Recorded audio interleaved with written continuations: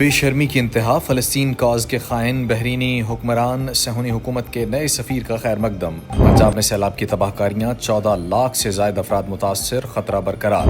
اربعین کے بعد کربلا معلیٰ میں حرمین کی زیبائش کا عمل مکمل، حرمین نایاب خوشبوؤں سے معطر، نئے قالین بچھا دیے گئے۔ امام حسین علیہ السلام اور حضرت عباس علیہ السلام کے خدام نے حرم مطہر کو غسل دیا اور حرمین کو معطر کیا۔ سیلاب سے متاثرہ افراد کی بحالی قومی اور ملی فریضہ ہے، امدادی مہم میں بڑھ چڑھ کر حصہ لیں، علامہ احمد اقبال رضوی کی اپیل۔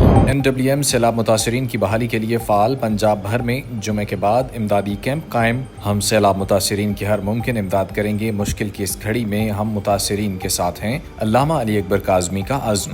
اور اب ان خبروں کی تفصیل۔ فلسطین کاز کے خائن عرب حکمران صہیونی حکومت کی کامیابی کے منتظر ہیں۔ بحرین نے صہیونی حکومت کے نئے سفیر کا خیر مقدم کیا ہے، جبکہ صہیونی حکومت غزہ کے رہائشیوں کے قتل عام میں مصروف ہے۔ 62,000 سے زائد فلسطینی غزہ کی پٹی میں صہیونی فوج کے حملوں میں شہید ہو چکے ہیں، اور فوجی جارحیت کے ساتھ ساتھ قحط اور بھوک بھی وہاں کے باشندوں کی جانیں لے رہی ہے۔ ایسے حالات میں بحرین نے تل ابیب کے نئے سفیر کو قبول کیا ہے۔ پنجاب حکومت کا کہنا ہے کہ صوبے بھر میں سیلاب سے ہلاکتوں کی تعداد 20 ہو گئی ہے، جبکہ 4 لاکھ سے زائد افراد کو متاثرہ علاقوں سے نکال کر محفوظ مقامات پر منتقل کیا گیا ہے۔ پنجاب میں 14.5 لاکھ افراد سیلاب سے متاثر ہوئے ہیں، اور سیلاب کی شدت کو دیکھتے ہوئے متاثرین کی تعداد بڑھنے کا امکان ہے۔ جنگ شہر کو بچانے کے لیے وہاں واقع قدیمی رواز پل میں شگاف ڈال دیا گیا ہے۔ دریائے چناب میں اس وقت بڑا سیلابی ریلا چنیوٹ میں موجود ہے، اور کچھ دیر قبل وہاں سے 8,42,000 کیوسک پانی گزر رہا تھا۔ پانی کے ریلے کے سبب جھنگ اور چنیوٹ کے درمیان رواز پل کو خطرہ ہے، اور رواز پل توڑنے سے پانی کے بہاؤ کو کم کیا جائے گا۔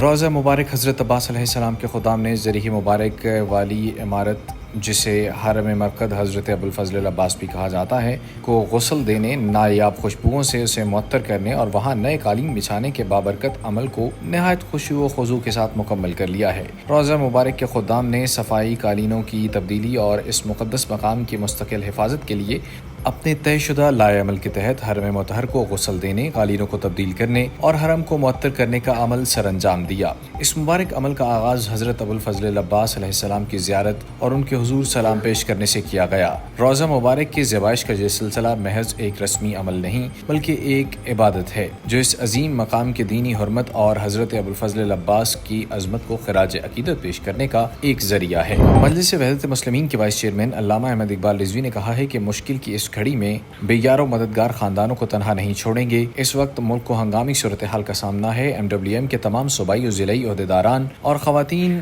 ونگز متاثرہ گھرانوں کی امداد کے لیے میدان میں موجود رہیں۔ سیلاب سے متاثرہ افراد کی بحالی قومی اور ملی فریضہ ہے۔ سیلاب متاثرین کی بحالی اور امداد کے لیے کیمپس قائم کیے جا رہے ہیں۔ سیلاب متاثرین کے لیے ادویات، کپڑے، خشک راشن، برتن، پانی کی بوتلیں، جوس اور دودھ کے ڈبے، نقد رقوم سمیت دیگر اشیاء وصول کی جا رہی ہیں۔ امدادی مہم میں بڑھ چڑھ کر حصہ لیں۔ MWM کے صوبائی صدر وسطی پنجاب علامہ سید علی اکبر کاظمی نے کہا ہے کہ سیلاب نے پنجاب سمیت ملک کے بیشتر حصوں میں بہت نقصان پہنچایا ہے۔ ہم نے ہمیشہ مصیبت زدہ انسانوں کی خدمت اور مدد کو اپنا شعار بنایا ہے۔ MWM کی جانب سے جمعے کے اجتماع کے موقع پر مساجد کے باہر امدادی کیمپ لگائے گئے اور سیلاب متاثرین کے لیے عطیات اور امداد جمع کی گئی ہیں۔ ہم سیلاب متاثرین کی ہر ممکن امداد کریں گے، مشکل کی اس گھڑی میں ہم متاثرین کے ساتھ ہیں۔